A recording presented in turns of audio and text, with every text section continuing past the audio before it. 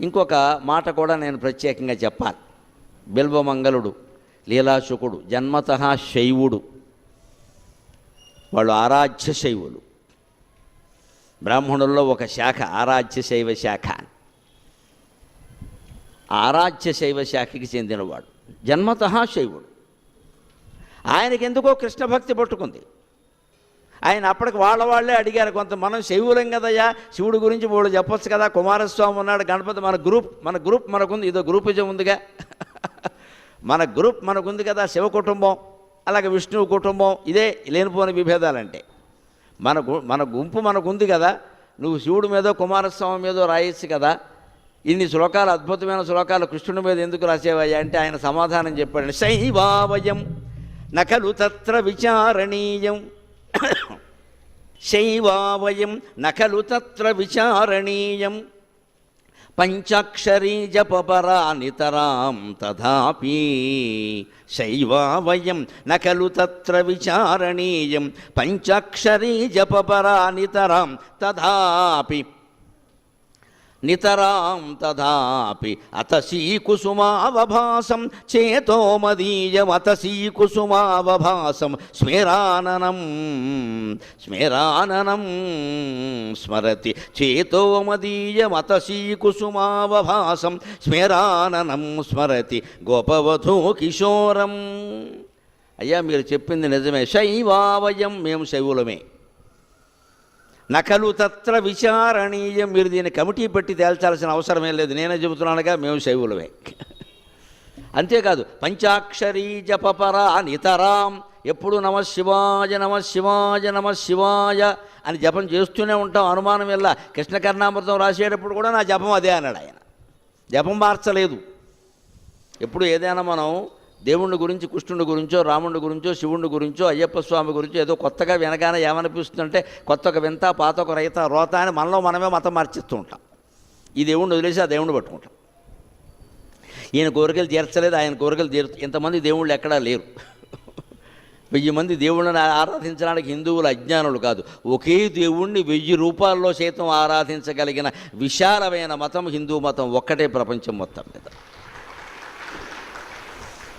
ఈయన అనేక రూపాల్లో మనం ఎందుకు ఆరాధిస్తామంటే ఆరాధిస్తున్న రూపం కూడా దైవ రూపమే అని చివరికి తెలుసుకోవాలి. దానికోసం ఇక్కడ తత్వమసి అహం బ్రహ్మాస్మి, అది తెలిస్తే తత్వమసి, లేకపోతే తత్వమసి అయిపోయిందట. అందుకే ఈ రూపభేదాల గురించి ఎప్పుడూ దెబ్బలాడుకోకూడదు, ఏది ఎక్కువ ఏది తక్కువ. ఇక్కడ కృష్ణ కర్ణామృతం మాట్లాడమన్నారు కాబట్టి ఈ 3 రోజులు నాకు కృష్ణుడే ఎక్కువ, మళ్ళీ తర్వాత మీరు శివపురాణం చెప్పిస్తే శివుడే ఎక్కువ, దేవీ భాగవతం చెప్పిస్తే దేవే ఎక్కువ. ఎవరు ఎక్కువ అంటే ఆత్మ ఎక్కువ, ఆత్మ కంటే ఎక్కువది ఏదీ లేదు, ఆత్మస్వరూపులే వీళ్ళందరూ. ఆ ఆత్మ నీకు ఉంది, నాకు ఉంది. మంచిది, అది తెలుసుకోవడానికే దేవీతత్వం అంటారు, కృష్ణతత్వం అంటారు, శివతత్వం అంటారు, రామతత్వం, అన్నింటిలోనూ తత్వం ఉంది. గమనించండి, కామన్. గణిత శాస్త్రం ప్రకారం ఏం చేస్తారు, కామన్గా ఉండేది తీసేయమంటారు. కామన్గా ఉండేది తీసేస్తే లెక్క తేలుతుంది. దేవీతత్వం, కృష్ణతత్వం, రామతత్వం, శివతత్వం, గణపతి తత్వం, అన్నింటిలో కామన్గా ఉన్నది తత్వం, అది తీసేయి. అంటే తత్వం ఏమిటి? త్వం. తత్ అంటే ఆ పరమాత్మ, త్వం అది నువ్వే, ఆ పరమాత్మ నువ్వే. దేవీతత్వం అంటే ఆ పరమాత్మ నువ్వే అనే విషయాన్ని దేవీ భాగవతం ద్వారా తెలుసుకోవడం. రామతత్వం అంటే ఆ పరమాత్మ నువ్వే అనే విషయాన్ని రామాయణం ద్వారా తెలుసుకోవడం. కృష్ణతత్వం అంటే ఆ పరమాత్మ నువ్వే అనే విషయాన్ని భాగవతం ద్వారా తెలుసుకోవడం. శివతత్వం అంటే ఆ పరమాత్మ నువ్వే అనే విషయాన్ని శివపురాణం ద్వారా తెలుసుకోవడం. మొత్తమే తెలుసుకోవలసింది రాముడి గురించి, శివుడి గురించి, అమ్మవారి గురించి కాదు, నీ గురించే. అదే హిందూ తత్వం, అదే అద్వైతం. నీ గురించే నువ్వు తెలుసుకోవాలి. ఒకే ఆత్మ అన్ని రూపాలు ధరించింది, అది మేలుకొన్న ఆత్మ. కృష్ణుడు, రాముడు అంటే మేలుకొన్న ఆత్మ, మనమంటే నిద్రపోతున్న ఆత్మ, ఇంతకంటే ఏం లేదు ఇక్కడ. వారు జాగృతులు అయ్యారు, మనం జాగృతులు కాలేదు. అలా మనల్ని మనం జాగృతులు చేసుకోవడానికే ఈ ప్రవచనం. అందుకని ఆయన చెబుతున్నాడు, మేము శైవులమేనయ్యా, అందులో అనుమానం లేదు, నువ్వు మళ్ళీ కమిటీ పెట్టి తేల్చక్కర్లేదు ఈ విషయం. నేనేం పార్టీ మార్చలేదు, మతం మార్చలేదు. మేము నిరంతరం పంచాక్షరి జపం చేస్తాం. మేము మెళ్ళో లింగకాయ ఉంటుంది, మాకు గురులింగమూర్తి ఇస్తారు, మేము అలాగే ఉంటాం, అనుమానం ఏం లేదు. ఈ శ్లోకాలు రాసేటప్పుడు కూడా నేను అలాగే ఉన్నాను. శైవావయం నఖలు తత్ర విచారణీయం, పంచాక్షరీ జపపరా నితరాం. ఎప్పుడు పంచాక్షరి జపం చేస్తాం. కానీ తథాపి అయినప్పటికీ చేతో మదీయం అతసీ కుసుమావభాసం స్మరాననం స్మరతి గోపవధూ కిశోరం. మదీయం చేతగా నా మనస్సు, ఎందుకో తెలియదు మనస్సు మనం చెప్పినట్టు వింటుందా? ఏ జీవుడైనా చెప్పినట్టు మనస్సు వింటే వాడికంటే అదృష్టవంతుడు సృష్టిలో లేడు. అలా విందాం, దాని ఇష్టం వచ్చినట్టు అది పోతుంది, పైగా మన లాక్కెళ్ళిపోతుంది. మనస్సును మనం అధీనంలో చేసుకోవాలి కానీ మనస్సు అధీనంలోకి మనం వెళ్ళకూడదు. ఎందుకంటే మనస్సు అటు ఉంటుంది ఇటు ఉంటుంది. పాజిటివ్ అండ్ నెగిటివ్ నన్ను అడిగితే 90% నెగిటివే, 10% పాజిటివ్. ఎందుకంటే ఆత్మ నుంచి మనస్సు ఏర్పడమే వ్యతిరేకంగా ఏర్పడింది, నెగిటివ్గా ఏర్పడింది. అది నెగిటివ్కి నెగిటివ్ లక్షణాలే ఉంటాయి. వేప మొక్క, వేప విత్తనానికి వేప చెట్టే వస్తుంది, మామిడి చెట్టు ఎందుకు వస్తుంది? మనస్సే నెగిటివ్. అంచేత ఎప్పుడు పాజిటివ్ థింకింగ్ ఇది ఊరికే సలహా ఇవ్వడానికి పనికొస్తుంది, కానీ థింకింగ్ చాలా కష్టం. ఆలోచించదు, అది నెగిటివ్గానే ఆలోచిస్తుంది. పరీక్ష కడుతున్న విద్యార్థి నేను బ్రహ్మాండంగా ఉత్తీర్ణుడు అవుతాను అనుకోడు, ఎక్కడో తేడా వస్తుందని అనుకుంటాడు, అది నెగిటివ్. అయితే ఆ నెగిటివ్ని పాజిటివ్ చేసుకోవాలి, ప్రతికూలాన్ని అనుకూలం చేసుకోవాలి. నిజమే, పరీక్షకి వెళ్ళే విద్యార్థికి నాకు మంచి మార్కులు వస్తాయి కానీ అనుకున్నవి రావేమో అనే భయం ఉండడం కొంచెం మంచిదే. అనుకున్నవి రావడం కోసం ఇంకాస్త ఎక్కువ ప్రయత్నం చేస్తాడు, మంచిదే కదా. ఆ నెగిటివ్ ప్రాణం తీసుకునే వరకు వెళ్ళకూడదు, కానీ ఒక మాదిరి ఒత్తిడి ఎప్పుడూ మనిషి మీద ఉండాలి, లేదా పనిచేయడు. ఇక్కడ 6ంటికి సభ అని గట్టిగా మనం ఒత్తిడి చేయలేదనుకోండి, 7ంటికి మొదలెడతారు. ఎందుకంటే ఇంకా జనం రావాలి అండి. జనం అంటే ఎవరు, ఎంతమంది వస్తే జనం ఇక్కడ? ఇంకా అలా మొదలు జనం ఏమనుకుంటారు, నిన్న వెళ్ళి 6ంటికి కూర్చున్నాం ఏం మొదలట్లేదని వాడు 7:30కి వస్తాడు. వాడు నువ్వు ఎందుకు ఎలా వచ్చావు, నిన్న మొదలట్లేదు అంటాడు. ఇప్పుడు ఎక్కడ మొదలవ్వాలి సంస్కరణ? కార్యకర్త దగ్గరే మొదలవ్వాలి. బ్రహ్మానందం గారి సభకు నేను పిలవగానే ఎందుకు వస్తాను అంటే, వారు నాకు ఎన్నింటికి మైక్ ఇస్తా అన్నారో అన్నింటికి ఇస్తారు కాబట్టి వచ్చాను. నేను ఒక 5 నిమిషాలు 10 నిమిషాలు పర్వాలేదు, 6 అంటే 7 చేసిన సందర్భం ఒక్కటి కూడా లేదు. అందుకని ఆ పెద్ద మనిషికి నమస్కారం. ఆయన ముందు చెప్తారని, నాది 1/4 గంట అండి, అదో 5 నిమిషాలు చెప్పేసేయన్ని, నాకు ఎప్పుడు ఇస్తావో చెప్పంటాను. అక్కడి నుంచి 2 గంటల లెక్క నాకంతే. అది మళ్ళీ అక్కడి నుంచి 2 గంటలు అన్నా కదా, రాత్రి 8:30కి మొదలు పెడితే 10:30 అయితే నేను ఇంటికి వెళ్ళొద్దా? అది కుదరదు. అంటే ఏదో ఒకటి ఉండాలి కదా. అది లేదనుకోండి నెగిటివే, వ్యతిరేకమే ఉంటుందంత. అంటే మనస్సు ఎప్పుడూ రకరకాలుగా ఆలోచిస్తుంది, మనస్సును మనం స్వాధీనంలోకి తెచ్చుకోవాలి. అయితే భక్తి విషయంలో ఏ దైవ రూపాన్ని ఆరాధించినా అది పాజిటివ్గా అనుకూలంగా ఆలోచించినట్టే లెక్క. అన్ని దైవ రూపాలేగా, నేను చెడగొట్టేది ఏముంది ఇందులో? శివభక్తి, కృష్ణభక్తి, దేవి, ఇన్ని తేడాలు ఉండవు, మొత్తం మీద భక్తి ముఖ్యం. అది ఏదైనా బాగు చేస్తుంది. అందుకని నాకు తెలియదు, నా మనస్సు ఏమన్నా నా చేతిలో ఉందా ఏమన్నా. అతసీ కుసుమావభాసం, నాకెందుకో దేవాలయంలో శ్రీకృష్ణస్వామిని చూడగానే నల్ల అవిశ్య పువ్వులా ప్రకాశిస్తున్న ఆ స్వామి మూర్తి నన్ను చాలా ఆకర్షించింది. నాకు తెలియదు, నేనేం చెప్పను ఆ విషయాన్ని. ఎందుకు ఆకర్షించిందంటే ఏం చెబుతాం? అతసీ కుసుమ అవభాసం. అతసీ కుసుమం అంటే అవిశ్య పువ్వు. ఇవాళ అవిశ్య గింజలు తినడం ఈ మధ్య కొంచెం ఒక ఫ్యాషన్గా బయలుదేరింది. కాస్త ఏదో స్థూలకాయం వాళ్ళు తగ్గుతారు, బరువు తగ్గుతారు అంటూ ఏదో అవిశ్య గింజలు అంటూ మొదలెట్టాయి. ఇప్పటికి గింజలు తిని కూర్చోకండి, ఏదో తగ్గడం పెరగడం, జీవితం అంతా లావు అవుతూనే ఉండడం, సన్నం అవుతూనే ఉండడం. దృష్టి పెట్టాల్సింది దాని మీద కాదు, ఊబకాయం మీద కంటే ఊర్ధ్వగమనం మీద దృష్టి పెట్టండి, అందరూ బాగుంటారు, గొడవ లేదు ఇక్కడ. ఊబకాయం ఉంటే కొంపలు అంటుకున్నా ఇక్కడ,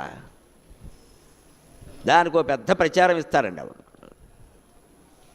ఇంకా మన ఊరికి ఈ ఊబకాయం తగ్గించుకోవడం ఎలాగే తగ్గించుకుంటావు, తర్వాత ఏం చేస్తావు? సన్నగా ఉంటావు, తర్వాత రమణారెడ్డిలాగా. తర్వాత ఏం చేస్తావు? ఎడుతూ కూర్చుంటావు.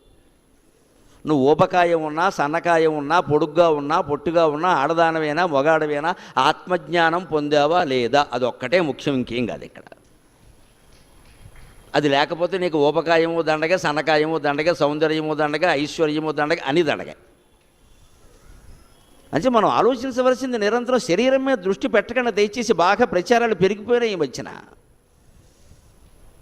ఇక్కడ ఏమైనా మొటి వచ్చిందా, దానికో పెద్ద వైద్యం వస్తుంది. అథవ మొటిము 16 రోజులు తగ్గుతుంది, పెద్ద విషయం. ఏం చేయించుకో, చన్నీళ్ళతో మొహం కడిగాయి, వదిలిపోయింది. దానికో పెద్ద డాక్టర్, మొటిమో స్పెషలిస్ట్. మళ్ళీ ఇక్కడ వాడు మొహం నిండా మొటిమలే ఉంటాయి. ప్రతిదానికి స్పెషలిస్టా? ప్రతిది రోగమేనా అసలు? విచిత్రంగా ఉంటాయండి. పేపర్లో చూస్తుంటే ఆయన ఏదో మనస్సు కొంచెం వ్యతిరేకంగా ఆలోచిస్తారు, దాన్ని మెంటోసోఫోఫోబియా, ఇంత పొడుగు పేరెట్టాలా దానికి? ఇంగ్లీష్లో మనకు అర్థం కాని పేరోటి పెడతాడు అక్కడ. ఏమీ లేదు, వాడి తండ్రి మాట వినలేదు. మా సృష్టి ప్రారంభం నుంచి అలాగే ఉంది ఇక్కడ. నీకు పెద్ద ఫోబియా అంటావు నువ్వు ఇక్కడ. బ్రహ్మదేవుడు చెప్పినట్టు సనక సనందనాథులు వినలేదు, నువ్వెంత నేనంత. సృష్టి ప్రారంభంలో సనకుణ్ణి, సనందనుణ్ణి, సనత్కుమారుణ్ణి, సనత్సుజాతుడిని నలుగురిని సృష్టించాడు ఆయన. మీరు పోయి పెళ్ళిళ్ళు చేసుకుని పిల్లలకి అనండి, వీ డోంట్ అన్నారు వాడు, మేము వినమన్నారు. ఎప్పుడు పిల్లల్లాగే పడి ఉంటారు, మేము ఈ శాపమైనా భరిస్తాం కానీ మేము సంసారాలు చెయ్యం అన్నారు. అంటే తండ్రి మాట కొడుకు వినకపోవడం అనేది సృష్టి ప్రారంభం నుంచి ఉంది. నువ్వు దాని పెద్ద వ్యాధి అంటావేటి ఇక్కడ. ప్రతిదీ వ్యాధి వ్యాధి అంటే మనస్సుకు భయం వేస్తుందండి. పేపర్లో చదివి ప్రతిదీ వ్యాధే. పొద్దున్న ఆలస్యంగా లేస్తాడు, గోంబే కొడితే వెంటనే లేస్తాడు, దుప్పటి తీసేస్తే ముందే లేస్తాడు. దీనికి ఒక పెద్ద వ్యాధి, కౌన్సిలింగు, సలహాలు. వీడు అప్పటికి లేవడు. ఇంకా ఓ గర్ల్ ఫ్రెండ్ ఫోటో చూపిస్తే అర్జెంటుగా లేస్తాడు. ఏడు కొంప ఇక్కడ, దానికోసమైనా లేస్తాడు. కొంపలు అంటుకున్నాయి. ఇలా ప్రతిదీ వ్యాధి కింద భావించి అసలు శరీరం మీద అంత దృష్టి పెట్టకండి. అసలు అది ఎలాగైనా ఉండండి, దిక్కుమాలిన శరీరం. నువ్వు ఎంత పోషించి ఎంత చేసినా అది 7 ప్యాక్ పాడికట్టి అవతల బారేస్తారు. లోపల ఉన్న ఆత్మ మీద దృష్టి పెట్టాలి, అగ్నిస్వరూపమైన ఆత్మ మీద దృష్టి పెట్టాలి. దానికి ఏ వ్యాధులు ఉండవు. అది సన్నగానే ఉండదు, లావుగానే ఉండదు, పొడుగ్గానే ఉండదు, పొట్టిగానే ఉండదు, ఎర్రగానే ఉండదు, నల్లగానే ఉండదు. అసలు ఎలా ఉందో తెలియదు. దాని మీద దృష్టి పెట్టు, మొత్తం పోతాయి. శారీరకమైన వ్యాధులన్నీ పోతాయి. యోగాభ్యాసం చేసేవాడికి వ్యాధులు ఉండవు. ఏ వ్యాయామం చేయక్కల, యోగాభ్యాసం చేయి, వ్యాధులన్నీ పోతాయి. అది దృష్టి పెట్టాలి. అందుకని నా మనస్సు ఎందుకో ఆకర్షించిందయా కృష్ణస్వామి యొక్క విగ్రహం. నన్ను ఏం చేయమంటావు? అతసీ కుసుమావభాసం. ఆ నల్ల అగిసే చెట్టు కనపడినప్పుడు దాని పువ్వులు ఎలా ఉంటాయి చూడండి. గింజలు తీసుకుని ఊరికే నవ్వులుతూ కూర్చోవడం కాదు ఇక్కడ. ఆ పువ్వు చాలా అందంగా ఉంటుంది. శ్రీకృష్ణుడు అలా ఉంటాట. అతసీ కుసుమావభాసం. చేతో మదీయం అతసీ కుసుమావభాసం స్మిరాననం స్మరతి గోపవధూ కిశోరం. చిరునవ్వు ముఖంతో వెలుగుతూ ఉంటాడే బాలకృష్ణుడు. గోపవధూ కిశోరం, గోపకాంత అయినటువంటి యశోదానందనుడు ఉన్నాడే, ఆయన మీద పడింది నా దృష్టి. నన్ను ఏం చేయమంటావు?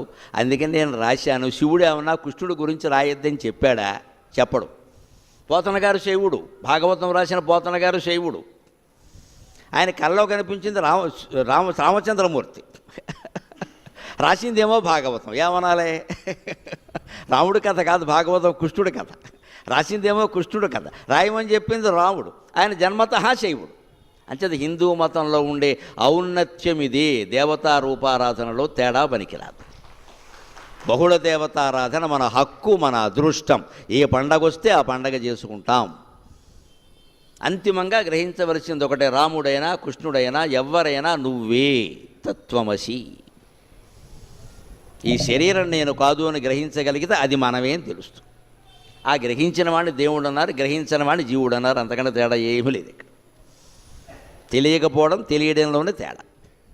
అందుకని నా మనస్సు ఎలా ఉందయ్యా, నన్నేం చేయమంటావు అన్నాడు. అని ఆయన 3 ప్రకరణాల్లో 300 శ్లోకాలతో కృష్ణకర్ణామృతాన్ని అందించాడు. అందులో ప్రారంభంలోనే అరచేతిలో వెన్నముద్దలా, కృష్ణుడు అరచేతిలో వెన్నముద్ద ధరించినట్టే మీ అరచేతుల్లో భగవంతుడిని పెట్టే ప్రయత్నం చేస్తున్నాను, మీకు ధైర్యం ఉంటే అందుకోండి అంటున్నాడు. అస్తి స్వస్తరుణీకరాగ్ర విలసత్ కల్ప ప్రసూనాప్లుతం వస్తున్ధ్వస్త సమస్త వేణులహరీ వస్తున్యస్త సమస్త వేణులహరీ నిర్వాణ నిర్వ్యాకులం అస్తి స్వస్తరుణీకరగ్ర విలసత్ కల్ప ప్రసూనాప్లుతం వస్తు ప్రస్తుత వేణునాదలహరీ నిర్వాణ నిర్వ్యాకులం వస్తు ప్రస్తుత వేణునాదలహరీ నిర్వాణ నిర్వ్యాకులం స్రస్త నిరుస్తనీ వివిలసత్ గోపీ సహస్రావృతం స్రస్త నిరుద్ధనీ వివిలసత్ గోపీ సహస్రావృతం హస్తన్యస్త నతాపవర్గం అఖిలోదారం కిశోరాకృతి. ఓ శ్లోకమో పద్యమో చదవగానే చప్పట్లు కొట్టేవాళ్ళు ఇంకా సమాజంలో ఉన్నందుకు ఆనందంగా ఉంది నాకు. చచ్చేవాళ్ళం ఇదివరకు ఇది అర్థం చేయాలంటే 1 గంట చెబితే కానీ ఎవరికి ఏమీ తెలియదు. కానీ ఎందుకు చప్పట్లు కొడతారో తెలుసా? కొంతమంది అయినా ఆ ప్రాస 2వ అక్షరం గమనించండి. లీలాశుకుడు తెలుగువాడు అనడానికి ఇది ఉదాహరణ. బిల్వమంగళుడు తెలుగువాడు అనడానికి ఇది ఉదాహరణ. ప్రాస తెలుగులో ఉంటుంది, సంస్కృతంలో ఉండదు. యతి ప్రాస తెలుగు పద్యాల్లోనే ఉంటాయి, సంస్కృత శ్లోకాల్లో ఉండవు. అంచేది ఇంత చక్కగా ప్రాసస్తా సా కింద తావొత్తు 4 పాదాల్లో 2వ అక్షరం కింద వచ్చేలా వాడాడు అంటే ఈయన తెలుగువాడు. ఆ తెలుగు పద్యాలు రాసి రాసి ఆ అలవాటు అలా వచ్చేస్తుంది అంతే. పోనీ ఎక్కడైనా అనవసరంగా ఏమన్నా వాడా, అదుగదుగో మేడ, మేడ పక్కన గోడ, గోడ పక్కన దూడ, దూడ కింద పేడ, ఇది అనవసర ప్రాస అంటే. 4 డాలు వచ్చే అయితే ఏమిటి, పేడ వచ్చింది చివరికి. ఈ మాత్రం కవిత్వం ఎవడైనా రాస్తాడు, అదంతా కవిత్వం అంటే అలాగా. ప్రాస కోసం ప్రాస కాదు, అర్థవంతమైన ప్రాస ఉండాలి అక్కడ. అలా శంకరాచార్య స్వామి వాడతారు చాలా అర్థవంతంగా. ఆయన అంత తత్వవేత్తో, ఎంత జ్ఞానో అంత కవి. ఇగో లీలాసుకులు వాడతాడు. అస్తి స్వస్థరుణీకరగ్రవిలసత్ కల్పప్రసూనాప్లుతం వస్తు ప్రస్తుత వేణునాదలకరీ నిర్వాణ నిర్వ్యాకులం స్రస్త నిరుద్ధనీ వివిలసత్ గోపీ సహస్రావృతం హస్తన్యస్తనతాపవర్గం అఖిలోదారం కిశోరాకృతి. అస్తి ఒక ఆయన ఉన్నాడండి అంటున్నాడు. ఆ కవిత్వం అలా చెబుతారు. ఒక ఆయన ఉన్నాడండి, ఓ పెద్ద మనిషి అనగానే మనకి ఎవరాయన అంటాం మనం. ఆ ఎవరో చెబుతున్నాడు ఇక్కడ. స్వస్తరుణీకరగ్రవిలసత్ కల్ప ప్రసూనాప్లుతం. ఆయన ఎటువంటి వాడో నాకు తెలియదు, కానీ ఆయన భూమి మీద జన్మించగానే ఆకాశంలో దేవతా స్త్రీలందరూ గుమిగూడి కల్పవృక్షపు పుష్పాలు కోట్ల కొలది పట్టుకొచ్చి ఆయన పుట్టినటువంటి రేపల్లెలో వర్షం కురిపించారండి, అటువంటి మహానుభావుడు అన్నాడు.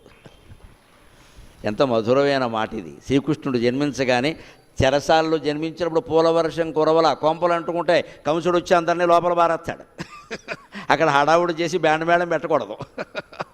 అందుకని కృష్ణుడు ఏమీ వద్దన్నాడు. అక్కడ మాట్లాడకుండా అర్ధరాత్రి దాటుకుని వచ్చేసాడు. ఇంకో మాట సందర్భం వచ్చింది కాబట్టి చెబుతాను. ఆ సందర్భంలో వసుదేవుడు గాడిద కాళ్ళు పట్టుకున్నాడు అన్నారు. 14,093 శ్లోకాలు భాగవతం చదివాను, ఎక్కడా పట్టుకోలేదు. దుష్ప్రచారం చేయకండి అనవసరంగా. ఇవన్నీ మనం కల్పించేసుకున్నాం. చెట్టు కింద చుట్టకాల్చుకునేవాడు కల్పించే కథలు ఇవన్నీ. ఈ రాత్రి చుట్టకాల్చుకుంటూ కూర్చుని 6ంటికి పనేం లేక ఆ చుట్ట అయ్యే వరకు ఏదో ఒకటి చెప్తూ ఉంటాడు వీడు. అంతే కదా, మమ్మల్ని కూడా మా పురాణ పండితులు కూడా పూర్వం ఇలాగే కల్పించేసేవారు రకరకాల కథ ఆకట్టుకోవాలి కదా. అందుకని ఎక్కడా వసుదేవుడు గాడిదిగాడు పట్టుకోలేదు. తెలుగు భాగవతంలో కానీ సంస్కృత భాగవతంలో కానీ ఎక్కడా లేదు. 14,093 శ్లోకాల వ్యాస భాగవతం, 9,010 పద్యాల పోతన భాగవతం క్షుణ్ణంగా చదివి చెబుతున్నా వసుదేవుడు గాడిదిగాడు పట్టుకోలేదు. అసలు గాడిద అరవలేదు. జైలు దగ్గర గాడిద ఎందుకు ఉంటుందండి, ఎవడో గాడిద కల్పించింది మాట ఇది. ఆలోచన ఉండాలి. జైలు దగ్గర గాడిద ఎందుకు? అందులో కంసుడు జైలా గాడిదను ఉండేస్తాడు, వాడే గాడిద, వేరే గాడిద ఎందుకు? జైలు దగ్గర గాడిద ఎందుకు ఉంటుంది? అక్కడ ఏదైనా బట్టలు ఉతికేవాళ్ళు ఎవరైనా ఉంటే, రజకులు ఉంటే వాళ్ళ ఇంటి దగ్గర గాడిద ఉందంటే అర్థం ఉంది. కంసుడు జైలు దగ్గర గాడిద ఎందుకు ఉంటుంది? ఇవన్నీ ఏవో సరదా కల్పించుకున్న కథలు. అవి అందులో ఉండే చమత్కారం కారణంగా అది ఏదో వాడుక అయిపోయింది. అంత అర్ధరాత్రి దాటుకుని వచ్చేసాడు కదా స్వామి. కానీ రేపల్లకి రాగానే చాలా హడావుడి చేసేసాడు. మై బర్త్డే అన్నాడు ఆయన. నేను పుట్టాను, హ్యాపీ బర్త్డే ఉండదా? అందుకని అప్పుడు ఎవరు పుష్పాలు కురిపించారట, మామూలు వాళ్ళు ఎందుకండి. స్వస్తరుణీకరగ్రవిలసత్ కల్పప్రసూనాప్లుతం. రంభా, ఊర్వశి, మేనక, ఘృతాచి, తిలోత్తమ, సాక్షాత్ ఇంద్రుడి భార్య మహాసాధ్వి పులోమజార్చిత అంటారే, ఆ పులోమజ అయినటువంటి పౌలోమి శశీదేవి సహా వచ్చి అందరూ పుష్పవర్షం కురిపించారట. మహానుభావుడు శ్రీమన్నారాయణమూర్తి రేపల్లెలో ఆవిర్భవించాడు. స్వస్తరుణీకరాగ్రవిలసత్ కల్పప్రసూనాప్లుతం. వాళ్ళు బజార్లో పూలు తెస్తారా? అందుకని కల్పవృక్షాలు ఉన్నాయి. మందార పారిజాతస్య సంతాన కల్పవృక్షక. హరిచందనం చ పంచయితే దేవతరవహ అంటారు. 5 రకాల కల్పవృక్షాలు ఉంటాయట. మందారము, కల్పవృక్షము, కల్పము, సంతానము, పారిజాతము, హరిచందనము. ఆ వృక్షాల యొక్క పుష్పాలు తీసుకొచ్చి అక్కడ వాళ్ళు పుష్పవర్షం కురిపించారట. కల్ప ప్రసూనాప్లుతం. శ్రీకృష్ణుడు పడుకున్న తొట్టి ఉయ్యాల ఉందే, అది పువ్వుల తొట్టి కింద అయిపోయింది ఈ పూలు కారణంగా. కింద మానవులంతా ఆశ్చర్యపోయారట. ఎందుకింత వైభవం, ఎంతకింత ఆర్భాటం, ఎందుకింత హంగామా అంటే పుట్టినవాడు సామాన్యుడా? వస్తు ప్రస్తుత వేణునాదలహరి నిర్వాణ నిర్వ్యాకులం. శ్రీకృష్ణావతారం వచ్చే వరకు లోకంలో వేణువుకి అంత ప్రాధాన్యం లేదు. వేణుగోపాలుడు, వేణుమాధవుడు ఇవన్నీ ఆయన నుంచి వచ్చాయి. రామావతారంలో ఆయన ప్రధానంగా వీరుడు. వేణు కచేరీ, సంగీత కచేరీలు చేస్తూ కూర్చుంటే రాజ్యం నడవదు. అందుకని ఆయన ధనుర్బాణాలు ధరిస్తాడు. కృష్ణుడు అలా కాదు. కృష్ణుడు వీరుడే, బోడు యుద్ధాలు చేశాడు. అసలు కృష్ణుడు చంపినంతమంది రాక్షసులను రాముడు కూడా చంపలేదు,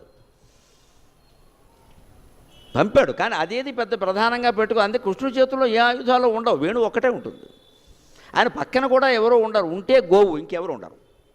గోవు లేకుండా కూడా ఆయన ఉంటాడు, ఉంటే గోవు ఉంటుంది, అంతే, ఇంకెవరు ఉండరు. అంచేత కృష్ణస్తు భగవాను స్వయం అన్నారు. కృష్ణుడు ధర్మానికి ప్రతీక కాదు, లీలకి ప్రతీక. ధర్మంతో పాటుగా లీలకి ప్రతీక. లీలామానుష వేషధారి అంటారు. రమో విగ్రహవాన్ ధర్మ. కృష్ణుడి విషయం వచ్చేసరికి కృష్ణ లీలలు అంటారు. రామలీలలు శివలీలలు ఉండవు, కృష్ణలీలలే ఉంటాయి. లీల అంటే ఏమిటి? ఆనందంగా ఉండి చేసేది లీల, ఆనందం కోసం చేసేది కర్మ. మనం కర్మ చేస్తాం, దేవుళ్ళు లీల చేస్తాడు, అది తేడా. మనం ఏ పని చేసినా సరే ఏం ఆలోచిస్తాం?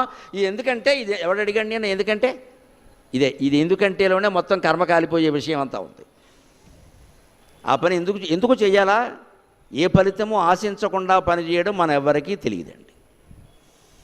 ప్రతిదానికి ఏదో ఒకటి ఆశిస్తూ ఉంటాం. అందుకే మన జీవితాల్లో దుఃఖమే తప్ప సుఖం ఉండదు, నెగిటివ్ తప్పితే పాజిటివ్ ఉండదు. ఏం ఆశించకుండా పని చేయండి. గాలి వేస్తుంది చాలగా, బయట కుర్చీ వేసుకోండి. ఎందుకు కూర్చున్నామంటే ఊరికే కూర్చున్నా అని చెప్పండి. ఖాళీగా కూర్చోవడం కూడా చాలా గొప్ప విషయం అండి, ఆక్షేపించకండి. ప్రతి నిమిషం సంపాదించక్కర్లేదు. ఈ సంపాదన యావ పెరిగిపోయి ఎవ్వరూ ఖాళీగా ఉండక అందరికీ క్యాన్సర్లు వస్తున్నాయి. ఇంట్లో అందరూ సంపాదించేయాలి, సంపాదించకపోతే వాడు పనికిరాడు. మీరు జాబ్ చేయట్లేదా అని అడగడం ఊరికి. ఇక్కడి నుంచి వీళ్ళకో యావ పట్టడం, జాబ్ చేస్తే కానీ గౌరవించరేమో అనో బ్యాగ్ కూడా కొనుక్కోవడం ముందు జాబ్ చేయడానికి. ఎవరైనా జాబ్ చేయట్లేదా అంటే నమస్కారం పెట్టి కోరుతున్నాను, మాకు అవసరం లేదు అని చెప్పండి అమ్మా, నిర్భయంగా హాయిగా చెప్పండి, మనకు అవసరం లేదు, మనం చెయ్యం. ఎందుకు చేయాలంటే జాబ్ ప్రతి వాళ్ళు చేయాలా? ఇంట్లో సంపాదన అవసరం లేదు, చెయ్యం. అవసరమైన వాళ్ళు చేసుకుంటారు. జాబ్ అనేది ఒక అవసరం ఉంటే చేస్తారు, లేత లేదు. పెద్దలు ఇచ్చిన ఆస్తులు ఉన్నాయి, భర్త భార్య ఎవరో ఒకళ్ళు సంపాదిస్తున్నారు, సరిపోతుంది, మిగిలిన వాళ్ళు కూర్చుంటారు, ఖాళీగానే కూర్చుంటారు. ఆ ఖాళీలో మంచి సంగీతం వినండి, మంచి పుస్తకం చదువుకోండి, ఏమీ లేదు, దైవ ధ్యానం చేసుకోండి. ఊరికే మీ ఇంటి ఎదురుగా ఉన్న చెట్టును పరిశీలించండి. ఆకు చూడండి, పువ్వు చూడండి. ఆకులో ఆకునై, పువ్వులో పువ్వునై దేవులపల్లి కృష్ణశాస్త్రి గారి కవిత గుర్తొస్తుంది. ఆనందంగా గడిచిపోతుంది సమయం. కాదు, మనకి ఎలా పట్టుకుందంటే ఆధునిక కాలంలో చెప్పు ప్రతి నిమిషం సంపాదించేయాలి. అది పోతే కానీ అది అర్థం కాదు. అందుకే శ్రీకృష్ణుడు ఏ ఆయుధము పట్టాడు. తాను 18 రోజులు సారథ్యం చేసిన అస్తమాన ఈ కంచీకర పట్టుకుని కూర్చోడు. ఇక్కడ బండి దూరే వెళ్ళాక నాకు అవసరం అంటాడు, వేణువు పట్టు కూర్చుంటాడు. ఆయన వాయించినా వాయించకపోయినా వేణువు పట్టుకుంటాడు. వస్తు ప్రస్తుత వేణునాదలహరి నిర్వాణ నిర్వ్యాకులం. ఒక వస్తువుగా ప్రస్తుతింపబడింది వేణువు శ్రీకృష్ణావతారంతోనే. ఆ వేణునాదం ఎలా ఉంటుంది అంటే నిర్వాణ నిర్వ్యాకులం. నిర్వాణాన్ని చూపిస్తుంది వినేవాళ్ళకి, నిర్వాణ దర్శనం అవుతుంది. అంటే మోక్షస్థానంలోకి వెళ్ళిపోతాడు కేవలం వేణునాదం కారణంగా. మనం ధ్యానం చేస్తున్నప్పుడు ఒక్కోసారి ఏమంటాం తెలుసా? బయట నుంచి ఏవో అరుపులు వినపడుతున్నాయి, కోతలు వినపడుతున్నాయి, అవి అంటాం కదా. రామకృష్ణ పరమహంసను అడిగట్టు వివేకానందుడు, ధ్యానం చేస్తుంటే ధ్యానం కుదరట్లేదు అన్నట్టు వివేకానందుడు. చిన్నప్పుడు నరేంద్రుడుగా ఉన్నప్పుడు అంటే ఏమి అన్నట్టు ఆయన. అక్కడ ఏదో పిండి మిల్లు ఏదో ఉందండి, గరగర గరగర శబ్దం వస్తుంది అన్నట్ట. ఆ శబ్దం మీదే దృష్టి పెట్టు, ధ్యానం కుదురుతుందని చెప్పేట. That is Ramakrishna Paramahamsa. అది కూడా వేణుగానమేనయ్యా, దృష్టి పెట్టు. అది పిండి మిల్లు ధ్వని అనే విషయం వదిలేయి, అది కూడా ఒక ధ్వని, దాని మీద పెట్టు. ఇంకే ధ్వని వెనక అది విను. ఇప్పుడు మనకి ధ్యానం కుదరడం సమయం ఉండదండి. అబిడ్స్ జంక్షన్లో కూర్చొని ధ్యానం చేయొచ్చు. ఇప్పుడు దాన్ని సావధాన ధ్యానం అంటారు. జిడ్డు కృష్ణమూర్తి గారు 5000 పేజీలు దాని గురించే చెప్పాడు. దాన్ని ఏకాగ్ర ధ్యానం అనరు, దాన్ని సావధాన ధ్యానం అంటారు. ఎందుకంటే ఒక్కోసారి మనం ధ్యానానికి కూర్చుంటే 5-6 రకాల ధ్వనులు వినపడండి. మీరు దేనికి స్పందించకండి. ఇదేమిటి అనకండి, ఇది మిల్లు ధ్వని, ఇది చెల్లి ధ్వని, ఇది చీపురు ధ్వని, ఇది కోకిల, వద్దు, ఏమొద్దు, అలా వినండి. జస్ట్ లిజన్ అంటారు ఇంగ్లీష్లో. దేనికి స్పందించద్దు, అది ధ్యానమే. దాన్ని ఏకాగ్ర ధ్యానం అన్నారు. ఒక ధ్యానం మీద, ఒక ధ్వని మీద, ఒక రూపం మీద దృష్టి పెడితే ఏకాగ్ర ధ్యానం. దేని మీద దృష్టి పెట్టకుండా ఏది కనపడితే అది చూస్తూ, ఏది వినపడితే అది వింటూ తాను మాత్రం ఆత్మనిష్టతో ఉంటే అది నిరగ్ర ధ్యానం, సావధాన ధ్యానం. అవధానం అంటే అది అటెన్షన్.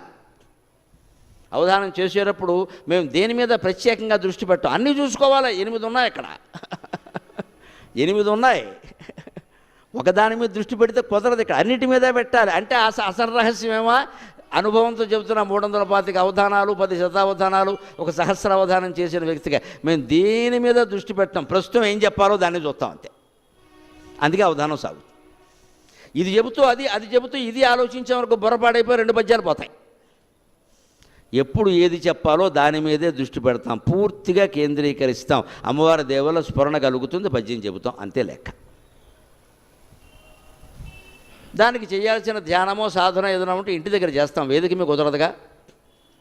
అంచేది అవధానం, అది సావధాన ధ్యానం. అంచేది ఇప్పుడు మనం బజార్లో కూడా ధ్యానం చేయొచ్చు, రైతు బజార్లో చేయొచ్చు, సోమవారం సాయంత్రంలో చేయొచ్చు. అది వివేకానందుడికి రామకృష్ణ పరమహంస ఇచ్చింది. దాని మీద పెట్టవాయా సలహా, వేరే ఎందుకు అన్నాడు.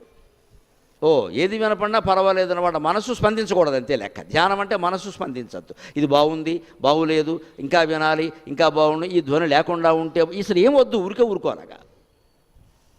అదే ధ్యానం. అప్పుడు బుద్ధి నిశ్చలమైపోతుంది. అదే పాజిటివ్ అంటే అర్థం. పాజిటివ్ అంటే అనుకూలంగా ఆలోచించడం కాదు, మనస్సుకు సంబంధించి ఏమీ ఆలోచించకపోవడం పాజిటివ్. అసలు ఆలోచించద్దు. ఆలోచించామంటే పాజిటివ్ నెగిటివ్ 2 ఉంటాయి. ఆలోచించకుండా ఉంటే ఏ గొడవ లేదు, జరిగేది జరుగుతుంది. ఆ జరిగే దైవలీలగానే జరుగుతుంది. అభ్యంతరం, మన కర్తవ్యం ఏదో మనం చేస్తాం, అంతకుమించి ఆలోచించక్కర్లేదు. ఆ వర్తమానం అంటే కర్తవ్యం ఏదో ఉంటుంది కదా. కాఫీ గ్లాస్ అక్కడ పెట్టారు, తాగాలిగా. అప్పుడు కూడా ధ్యానం చేసుకుంటూ పిల్లి వచ్చి తాగుతుంది పాలు. ఆ తర్వాత ఏం చేస్తావు? అది అక్కడ పెట్టింది ఎందుకు, నీకోసమే తాగే, ఇంక మాట్లాడక. అయినా అలా ఉంది, ఇలా ఉంది, నిన్నున్నట్టుగా లేదు, ఇవన్నీ వద్దు. జీవితం ఎప్పుడు నిన్నున్నట్టుగా ఉండదు, రేపు ఉంటావో ఉండవో తెలియదు. ఎందుకు వచ్చిన గొడవ? ఇచ్చింది ఏదో తాగేస్తే మళ్ళీ ఇస్తారు, పేచి పెట్టామనుకో ఇంకెవరు, అసలు ఇవ్వరు, కలుపుకో అంటారు. ఇంతే. సుఖంగా సాగాలంటే ఇంతే, సర్దేసుకో అక్కడ, ఊరికే వదిలేసే ఆ విషయాన్ని. దాని గురించి ఇంత చర్చ. ఆ వేణునాథ లహరి అది ఒక అలలా ప్రవహించి, శివానంద లహరిలాగా, సౌందర్య లహరిలాగా ప్రవహించి ఎలా ఉంటుందంటే నిర్వాణ నిర్వ్యాకులం. నిర్వాణము అని బుద్ధుడు ప్రత్యేకంగా ప్రచారం చేశాడు. మనం ఎవరైనా పోతే నిర్యాణము అంటారు. ఇక్కడ నిర్వాణం, అక్కడ నిర్యాణంలో ఉన్నది యావత్తు, ఇక్కడ వావత్తు. ఈ నిర్వాణం అంటే ఏమిటంటే శూన్యస్థితికి చేరుకోవడం, ఏ ఆలోచన లేని శూన్యస్థితికి చేరుకోవడం. బుద్ధుడు బౌద్ధ మతంలో దాన్నే ప్రధానంగా ప్రచారం చేశాడు. నిర్వాణమే మోక్షం అన్నారు. మన దగ్గర దీప నిర్వాణ గంధం అంటారు, గమనించండి. హారతి ఇచ్చినప్పుడు హారతి పూర్తిగా కరిగిపోయాక ఒక సుగంధం వస్తుంది, అయిపోయిందని చెప్పడానికి. అది దీప నిర్వాణ గంధం. అది ముక్కుకి సోకాలి. ఆ వాసన ముక్కుకి పట్టడం లేదు అంటే 6 నెలల్లో శ్రీమద్రమారమణ గోవిందో హరి అని చెప్పారు. దానికి చెన్నైశ్వరి మిత్రభేదంలో నీతి చంద్రికలో చెబుతాడు ఆ విషయాన్ని. అగరు దీప నిర్వాణ గంధమును మిత్రవాక్యమును కనరు వినరు. అరుంధతి నక్షత్రమును మిత్రవాక్యమును దీప నిర్వాణ గంధమును కనరు వినరు మూర్ఖొనరు. ఎవరట? భోగాలము దాపురించిన వారు అంటాడు. భోగాలము దాపురించిన వారు అరుంధతిని, మిత్రవాక్యమును, దీప నిర్వాణ గంధమును కనరు వినరు మూర్ఖొనరు అంటారు. పోయే కాలం వచ్చిందనడానికి 3 సూచనలు ఉంటాయి. ఏమిటంటే, 1 అరుంధతి నక్షత్రం కనపడదు. అంతకుముందు పెళ్లిలో మినుకుమంటూ కనపడింది, తర్వాత ఇంక కనపడడం మానేసింది. ఎంత చూసినా కనపడలేదంటే చూపు మందగించింది. వీడి ఇంకా 2 ఏళ్ళో 3 ఏళ్ళో ఉంటాడు. క్రమంగా అవయవాలు సర్దుకుంటున్నాయి. జాగ్రత్త పడి భగవద్ధ్యానం చేసుకోవడం మంచిది. ఇంకా క్యాటరాక్టు, ఆ యాక్టు, ఎన్ని యాక్టులు చేయించినా ఒకటే రాజ్యాంగం, ఒకటే యాక్టు. ఇంక చూపు ఇంతే, ఇంక వినికిడి ఇంతే అని సర్దుకోవాలి. ఇంక దీన్ని అదే చేసి ఇదే చేసి ఏమి చూస్తావు? ఇంకా యథవ ప్రపంచంలో చూడడానికి ఏమున్నాయి ఇక్కడ? ఇంకా నువ్వు ఆపరేషన్ చేయించుకుని ఏం చూస్తావు? చూసిన పాపాలు చాలు. ఇక చూడవలసింది భగవంతుడు ఒక్కడే. వాడు చూడడానికి క్యాటరాక్ట్ కాదు, కళ్ళజోడు కాదు, కళ్ళు కూడా అవసరం లేదు. కళ్ళు కూడా అవసరం లేదు, లోపల చూడాలి కానీ బయట ఏం చూస్తాం?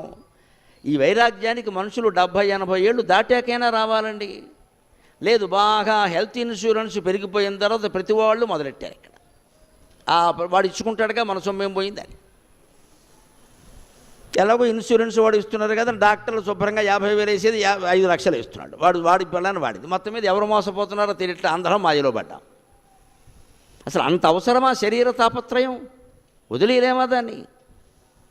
ఇదే నిర్వాణం అంటే. ఆ నిర్వాణ స్థితి అంటే ఏమీ లేని స్థితికి, ఏమీ ఆలోచించని స్థితికి, ఏమీ కోరని స్థితికి చేరాలి. అప్పుడు నిర్వ్యాకులంగా ఉంటాం, వ్యాకులపాటు ఉండదు. ఎక్కడున్నది ఇది? నిర్లేప నిర్మల నిత్య నిరాకార నిరాకుల నిర్గుణ నిష్కళ శాంత నిష్కామ నిరుపప్లవ. నిర్లేప, ఏమీ లేపనాలు ఉండవు. అమ్మవారు దేన్ని పూసుకోదు, రాసుకోదు. భక్తుడు కోరి ఏడిస్తే వాడికి ఏదో పని చేసి పడుతుంది, లేదా ఊరుకుంటుంది అంతే. మనం జీవితంలో అలాగే ఉండాలి. దేన్ని రాసుకోవద్దు, పూసుకోవద్దు, కర్తవ్యాలు చేయాలి. అప్పుడు నిర్మలంగానే ఉండగలుగుతాం. నిత్యం ఉండగలుగుతాం. నిరాకార, ఆకారము లేదు. అసలైన భగవద్ రూపానికి ఆకారం లేదు. అందుకని నిరాకుల. ఆకారం లేకపోతే ఆకులత్వం ఎక్కడది? అంతే. మనకి ఆకులత్వం, వ్యాకులపాటు, ఈ కలవరపాటు ఎందుకు వచ్చింది? ఆకారం అంటూ ఒకటి ఉండబట్టి, ముక్కు ఎలా ఉంది, మూతి ఎలా ఉంది, నిన్న రొంపబట్టింది, రేపు దగ్గొస్తుందేమో, ఇవన్నీ ఎందుకు? శరీరం ఉండబట్టి. శవానికి రొంపబడుతుందా? శవానికి దగ్గొస్తుందా? మనం శవం కావా? ఇక్కడ కూర్చుంటాం ఏమన్నా? ఈ విరక్తి రావాలి క్రమంగా. అంటే అంత పట్టించుకోవలసిన పనేం లేదు. నిర్వ్యాకుల.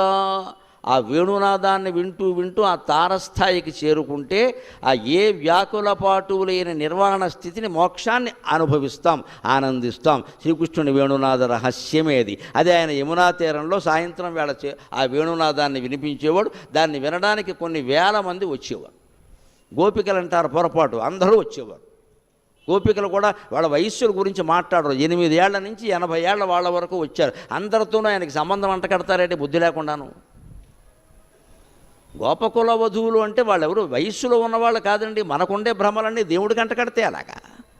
8 ఏళ్ల పిల్లల దగ్గర నుంచి 80 ఏళ్ల వాళ్ళ వరకు వచ్చారు. మొగాళ్ళు వచ్చారు. వాళ్ళ మాట ఎవడో మాట్లాడు. ఇక్కడ మమ్మల్ని పట్టించుకున్న వాళ్ళు 7 ఆడాళ్ళని తప్ప లోకంలో. గోపికలంతా వెళ్ళిపోయారు. గోపకులు వెళ్ళలేదా? బోళ్ళంతమంది వెళ్ళారు అక్కడికి. ఇప్పుడు సభకి ఇంతమంది వచ్చారని ఇందులో యువతులే ఉంటారా? అందరు లేరా? ఇక్కడ అలాగే వచ్చారు. నాబోటుగాడి మాటలకి ఎంతమంది వస్తే శ్రీకృష్ణుడు వేణునాదానికి ఎంతమంది వస్తారు? 3 లోకాల వాళ్ళు వస్తారు. ఇందులో వయస్సులు, పుల్లింగం, స్త్రీలింగం, ఈ గొడవంతా నీకు కావాలి, దేవుడికి అక్కర్లేదు. సమస్త ప్రజలు అక్కడే ఉంటారు. అదొక అపూర్వమైన ఆకర్షణ. దగ్గర వెళ్లకుండా ఎవడూ ఉండలేడు అసలు. ఆ నిర్మాణాన్ని చూపిస్తాడు ఆయన. ఎలా వచ్చారట? స్రస్త నిరుద్ధ నీ వివిలసత్ గోపీ సహస్రావృతం. గోపకులు కానీ, గోపికలు కానీ, ఏ వయస్సు వాళ్ళైనా కానీ ఒంటి మీద వస్త్రాలు ఉన్నాయో లేదో కూడా తెలియని స్థితిలో ఉన్నారట. భగవద్భక్తి అంటే ఆ స్థితిలోకి చేరుకోవాలి మనం. ఆ స్థితిలోకి చేరుకోవాలి. దానికి పూజే చేస్తామో, అభిషేకమో చేస్తామో, పారాయణే చేస్తామో, తపస్సే చేస్తామో, ఎవరికి ఏది అభిరుచి ఉంటే అది చేయొచ్చు. ఆ తపన కలుగుతుందా? ఇంట్లో మీకు మీరే పరీక్ష చేసుకోవచ్చు. పూజ చేస్తుండగానే లలితా సహస్రం చదువుతుంటే చైతన్యార్చి సమారాధ్య, అమ్మ ఇంక అయిపోయింది, నైవేద్యం పెట్టే అన్నామంటే ఈ పారాయణ నువ్వు 100 జన్మలు చేసినా బట్టే పుస్తకం మూసే. అయితే చైతన్యార్చి సమారాధ్య వస్తే ఇంకో 2 నిమిషాల్లో అయిపోతుంది పారాయణ. అది చివరినామం కదా, సుమారుగా అది. అలాగే విష్ణు సహస్రం పట్టుకుని సహస్రార్చి సప్త జిహ్వ సప్త యథా సప్తవాహన అనగానే అమ్మయ్య అన్నామంటే నీకు విష్ణు సహస్రం వంట పట్టలేదు. అయిపోతున్నందుకు బాధపడవలసింది పోయి సంతోషిస్తున్నావు నువ్వు. అంటే పారాయణ లెక్కలు వేస్తున్నావు. ఇక్కడ 2 సార్లు చదివా, 3 సార్లు చదివా, 10 మందితో కలిసి చదివా, 16 ప్రసాదాల పట్ట ఈ తొట్టిగ్యాంగ మాటలన్నీ దేవుడి దగ్గర పనికిరావు. పారాయణ వదిలిపెట్టి బయటకు వచ్చి ఏం చేస్తావు? పేకాడతావా? ఈ స్థితికి మనిషి చేరుకోవాలి. గోపికలను ఎందుకు గొప్ప భక్తురాళ్ళు, గోపకులం అంతా ఎందుకు గొప్ప భక్తులు, ఆయన అక్కడే ఎందుకు ఎంచుకుని పుట్టాడు అంటే వాళ్ళకి ఒంటి మీద బట్ట ఉందో కూడా లేదో తెలియదు. మాకు కృష్ణుడు కావాలి, మాకు అనవసరం. జారిపోతున్న వస్త్రాలను కూడా వాళ్ళు పట్టుకునే ప్రయత్నం చేయలేదు. జారిపోయే మనస్సును పట్టుకునే ప్రయత్నం చేశారు. అది మనం చెయ్యాలి భగవంతుడు. జారిపోయే మనస్సును పట్టుకో. మనం జారిపోయే కాల్ని, జారిపోయే వేల్ని, జారిపోయే వస్త్రాన్ని పట్టుకుంటాం. అది మనస్సును పట్టుకో. అది జారిపోయింది ఎప్పుడో. ఎన్నడూ జారిపోయేది ఈశ్వరుండి అని భగవంతుడి నుంచి ఎప్పుడో జారిపోయాం. వాళ్ళు ఆ జారిపోయే మనస్సును పట్టుకున్నారు. పై శరీరం ఎలా ఉన్నా మాకు అనవసరం. అదే చెబుతున్నాడు ఇక్కడ. స్రస్త నిరుద్ధ నీ వివిలసత్ గోపీ సహస్రావృతం. అంత భక్తి లేని వాళ్ళు కేవలం కృష్ణుడిని చూడడానికి గోపికలు పెడితే, గోపికను చూడడానికి కొంతమంది వస్తారుగా, లెక్కది. అందమైన వస్తువులను చూసి ఆశపడే వాళ్ళని ఆడవాళ్ళు అంటారు, వాళ్ళని చూసి ఆశపడే వాళ్ళని మగవాళ్ళు అంటారు. లెక్కది. దేవుడి కోసం గుళ్ళోకి జనం వస్తారు. జనాన్ని చూడడానికి ఒకడు వస్తాడు, పనికి మళ్ళీ వాడు ఆ జనం వచ్చినప్పుడే వస్తాడు. అందులో వాళ్ళకి కావలసిన వాళ్ళు కూడా వాడికి కావాల్సిన వాళ్ళు ఉంటారు. వాళ్ళు వచ్చినప్పుడు వస్తారు. అందుకని వాళ్ళు అది పట్టించుకునే స్థితిలో లేరు వాళ్ళు. అలా ఉండగలిగితే భక్తి ఫలిస్తుందండి. ఎందుకని? హస్తన్యస్త నత అపవర్గం, ఆయన చేతిలో పెడుతున్నాడు అపవర్గాన్ని. అపవర్గం అంటే మోక్షం. ఎందుకని అపవర్గం అన్నారు దాన్ని? మామూలుగా మానవ జీవిత లక్ష్యాలు ఏమిటి అంటే హిందూ ధర్మంలో ఒక పద్ధతి చెప్పారు. ధర్మం, అర్థం, కామం, మోక్షం. వీటిని త్రివర్గ, ఇందులో మోక్షాన్ని పక్కన పెడితే త్రివర్గాలు అంటారు, మోక్షం కలిపితే చతుర్వర్గాలు అంటారు. ఈ వర్గాలకి, ఈ మూడింటికి అతీతమైంది కాబట్టి దాన్ని అపవర్గం అన్నారు. అపవర్గ ప్రదశంభు అంటారు. ఆ అపవర్గాన్ని ఇచ్చేవాడే పరమేశ్వరుడు. అంచేది ఆ అపవర్గాన్ని ఆయన హస్తన్యస్త, చేతిలో ఆమలకం ఉసిరికాయ పెట్టినట్టుగా పెట్టేస్తాడు ఆయన తేలిగ్గా. కృష్ణభక్తి ఉంటే, భగవద్భక్తి ఉంటే మోక్షం గురించి వేరే ప్రయత్నం నువ్వు చేయక్కల. మోక్ష సాధన సామగ్రియాం భక్తిరేవ గరీయసి అని శంకరాచార్య స్వామి చెప్పారు. భక్తి ప్రియా, భక్తిగమ్య, భక్తివశ్య, భయాపక అని లలితా సహస్రంలో ఉంది. అంచేత భక్తి అనేది మనకి బాగా ఉంటే మన భక్తి మనకి జ్ఞానాన్ని ఇస్తుంది, మార్గం చూపిస్తుంది. నువ్వు ముందు భక్తిని వదిలిపెట్టక, ఏమంటే భక్తి మార్గం గొప్పదేనా తప్పుదేనా అన్నది ముందు ఆ పని చేయి, అది చూపిస్తుంది. హస్తన్యస్తనత అపవర్గం, నీ భక్తి మార్గం నీకు మోక్షాన్ని చేతిలో పెడుతుంది. అఖిలోదారం, ఎందుకంటే భగవంతుడు చాలా ఉదారుడు. ఆయన కిశోరాకృతి, చిన్నపిల్లల్లో ఉన్నాడయ్యా ఆయన, ఎంత ఉదారుడయ్యా. రామావతారానికి కృష్ణావతారానికి తేడా ఏమిటంటే రాముడు ఎక్కడా నేను దేవుణ్ణి అని చెప్పలేదు. ఋషులు కొంతమంది ఆయన లీలామానుష వేషాన్ని, ఆ తేజస్సుని గమనించి నువ్వు సాక్షాత్ శ్రీ మహావిష్ణువు అయ్యానంటే కూడా ఆత్మానం మానుషం మన్యే రామం దశరథాత్మజం అన్నాడు ఆయన. నేను మనిషిని, మా నాన్న దశరథుడు, మా అమ్మ కౌశల్య, స్కూల్ రిజిస్టర్లో పేరు ఇలాగే రాశారు, మీరు ఎవరికి చెప్పకండి అన్నాడు ఆయన. అవతారం ఉద్దేశం వేరు, ధర్మస్థాపన. మానవుడుగా ఉండే ధర్మస్థాపన. మహిమలు మాయలు ఎక్కడా రామచంద్రమూర్తి చూపించడు. మానవుడుగా ఏం సాధ్యం చేయాలో అదే చేశాడు. హనుమంతుడు సముద్రం దూకాడు కానీ రాముడు దూకలేదు, అది విషయం. హనుమంతుడు యోగశక్తులను ఉపయోగించాడు. హనుమంతుడు నీకు ఈ శక్తులన్నీ ఎలా వచ్చాయంటే రామభక్తి అన్నారు కదా, మరి రాముడు చేయలేడా? చేయలేదు, వారధి కట్టాడు. అదే రామావతార సందేశం. నువ్వు ఏదో మహిమల ద్వారా చేద్దామని చూడకు, సామాన్య మానవుడిలాగే ప్రయత్నం చేయి. అయినా ధర్మాన్ని కాపాడగలవు, నీ కుటుంబాన్ని కాపాడుకోగలవు, సాహసం చేయి అని సముద్రంలో దారిమ్మన్నాడు. ఇవ్వకపోతే కోప్పట్టాడు, నానా యాతన పడ్డాడు, వారధే కట్టాడు. కానీ మాయ చేద్దామని ప్రయత్నం చేయాలి. శ్రీమన్నారాయణమూర్తి తలుచుకుంటే వారధి ఎందుకంటే పని లేక ఓ బాణం వేస్తే పోలా. ప్రయత్నం ద్వారా సాధించమని చెప్పేదే రామావతారం. అందుకే రామో విగ్రహవాన్ ధర్మ. కృష్ణావతారం అలా కాదు, మీకు ప్రయత్నం వల్ల సాధ్యం కానమని నేను చేసి పెడతా చూసుకోండి అని మొత్తం 3 నెలల వయస్సులోనే పోతన్న వేసేసాడు. 5వ నెల రాకుండా శకటాసురుని వేసేసాడు. తర్వాత వృత్రాసురుని వేసేసాడు. 5 ఏళ్ల వయస్సులో కాళీయుడిని మర్దించాడు. 7 ఏళ్ల వయసులో గోవర్ధనం పైకి లేపేశాడు. ఇవన్నీ ఎందుకంటే ఆ యుగంలో పుట్టిన వాళ్ళకి నమ్మకం కలిగించడానికి. అయినా నమ్మని వాళ్ళు ఉన్నారు, దుర్యోధనుడు లాంటి వాళ్ళు, నమశివాయ. సగం నమ్మిన వాళ్ళు ఉంటారు, నమ్మి మళ్ళీ బయటకు వచ్చేవాళ్ళు ఉంటారు, ధృతరాష్ట్రుడు లాంటి వాడు, నమశివాయ. వాడికి అవసరమైనప్పుడు నమ్ముతాడు, లేదా నమ్మడం. ధృతరాష్ట్రుడు పూర్తిగా తెలివి లేనివాడు, మూర్ఖుడు అనడానికి లేదు, వాడికి చాలా తెలివి ఉంది. వాడి తెలివి నాకు ఎక్కడ ఆశ్చర్యం అనిపించిందంటే అంత దుర్యోధనుడి మీద అంత వ్యామోహం ఉండి సమస్త అపకర్మలు దుర్యోధనుడి గురించే చేసి కూడా విశ్వరూప సందర్శనప్పుడు మావా నేత్రాలు అలాగే ఉంచమంటావా అంటే వద్దు మూసేయన్నాడు. వాడెంత తెలివైన వాడండి. నిన్ను చూసిన కళ్ళతో మళ్ళీ ఈ దుర్మార్గ ప్రపంచం చూడడం నాకు ఇష్టం లేదన్నాడు. ధృతరాష్ట్రుడు తెలివి ఎంత గొప్పదండి, జ్ఞానోదయం అయిపోయింది వాడికి. మళ్ళీ కృష్ణుడు అడిగాడు, పోనీ మీ పెద్ద అబ్బాయిని చూస్తావా అన్నాడు. ఎల్డర్సన్ అన్నాడు. వద్దా, ఎవడో తీసే అన్నాడు. మరి నిజంగా వాడికి అంత పుత్ర వ్యామోహం ఉంటే అడగాలి కదా. ఆ క్షణంలో లేదు, కానీ వచ్చిన సమస్య వాడితో అలా ఏమిటంటే ఆ క్షణంలోనే లేదు, మరొక క్షణం మళ్ళీ వస్తుంది సమస్య. అది మనం ఆ ధృతరాష్ట్రుడి స్థాయిలోనూ దుర్యోధనుడి స్థాయిలోనూ ఉండకూడదు. క్రమంగా పైకి ఎదిగేటువంటి అర్జునుడి స్థాయిలోకి వెళితే మనకి భగవద్గీత అర్థమవుతుంది. ఖచ్చితంగా క్రమంగా ఎదగాలి. అర్జునుడికి భగవద్గీత కాలానికి ఉండేటువంటి దుఃఖాలు, రాగద్వేషాలు భగవద్గీత అనంతరం లేవు, చాలా తగ్గాయి. అశ్వమేధ పర్వంతో పూర్తిగా తగ్గాయి. సొంత కొడుకు బభ్రువాహనుడి చేతుల్లోనే చనిపోయేసరికి పూర్తిగా తగ్గాయి. ఎవడు శాశ్వతంగా అది ప్రపంచంలో అర్థం. వాడు కొడుకే వాడిని చంపేశాడు బభ్రువాహనుడు, గంగాదేవి శాపం. మళ్ళీ భార్య వచ్చి బతికించింది, ఉలూపి మంత్రం వేసి బతికించింది. ఆయనకు అర్థమైపోయింది మనదేం లేదని.